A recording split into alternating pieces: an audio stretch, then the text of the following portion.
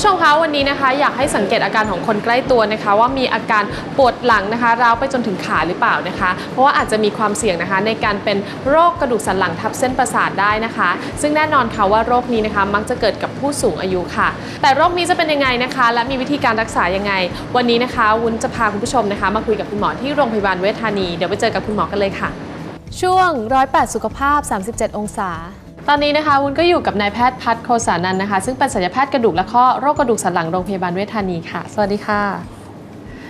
ถามคุณหมอถึงสาเหตุของอาการปวดหลังนะคะปวดหลังที่ทำให้เล้าลงขานี่เกิดจากอะไรคะคือจะเป็นอาการที่มีอะไรก็ตามแต่ไปรบกวนเส้นประสาทสันหลังนะครับซึ่งโดยปกติแล้วเนี่ยจะแบ่งคนไข้เป็น2กลุ่มใหญ่ๆที่มักจะพบนะครับ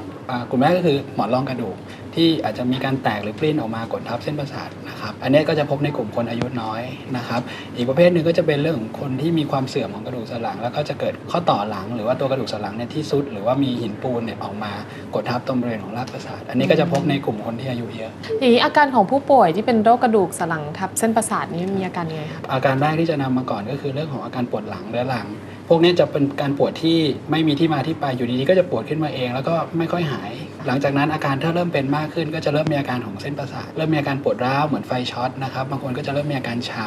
จนสุดท้ายแล้วเนี่ยอาการก็จะเป็นเริ่มมีอาการของการอ่อนแรงของกล้ามเนื้อปัจจัยเสี่ยงที่ทำให้เกิดการเสื่อมของหมอนรองกระดูกสันหลังนี่คืออะไรคะในทุกคนเนี่ยเวลาอายุเยอะขึ้นก็จะค่อยๆมีความเสื่อมไปเองนะครับส่วนอันที่2คือคนที่ทำงานหนักก็จะเสื่อมไวกว่าคนที่ทำงานน้อยหน่อยค่ะจริงๆแล้วนะคะอาการแบบนี้นะคะก็มักจะเกิดกับผู้สูงอายุนะคะเพราะฉะนั้นแล้วเนี่ยถ้าหลายคนนึกภาพไม่ออกวันนี้เรามีคลิปมาให้ดูด้วยค่ะ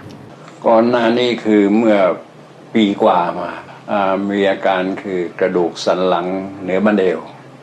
มันคดงอไปทางด้านซ้ายประมาณ2 นิ้วมือแล้วก็มันปวดกลางเนื้อเอวแล้วก็ตะโพกขาน่องลงร้าวลงไปแล้วก็เดินไหลเอียง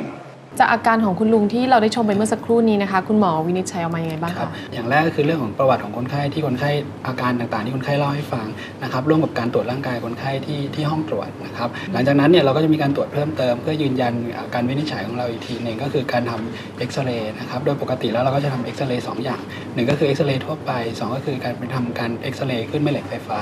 อันนี้ก็จะเป็นเหมือนการสแกนดูในแนวของกระดูกสันหลังทั้งหมดของคนไข้การรักษาทั่วไปทำยังไงคะแล้วก็ในคลิปนี้รักษาด้วยวิธีไหนคะโดยปกติแล้วเนี่ยทางเลือกในการรักษาคนที่มีกระดูกสันหลังเสื่อมเนี่ยมีแบ่งออกเป็น2ประเภทนะครับประเภทแรกก็คือการรักษาแบบไม่ผ่าตัดเช่นการใช้ยาการทำกายภาพบำบัดนะครับส่วนอันที่2ก็คือเป็นการรักษาโดยการผ่าตัดอย่างในคลิปเนี่ยคุณลุงเนี่ยเป็นค่อนข้างที่จะเยอะละงั้นในคุณลุงคนนี้เราก็ทำการรักษาโดยการผ่าตัดหลังผ่าตัดนะคะต้องพักฟื้นเป็นเวลานานแค่ไหนแล้วก็ต้องดูแลพิเศษยังไงบ้างคะการทำกิจวัตรประจำวันทั่วไปเช่นการเดินไปเดินมาในบ้านการใช้ชีวิตประจำวันคนไข้สามารถทำได้ตั้งแต่ในวันประมาณวันที่2หลังผ่าตัดนะครับส่วนกิจกรรมหนักๆเช่นบางคนอยากจะไปออกกำลังกายอันนี้แนะนำว่าควรจะรอหลังผ่าตัดแล้วประมาณ 2-3 เดือนค่ะวิธีการดูแลตัวเองให้ห่างไกลจากโรคนี้นะครับอันไหนที่เรา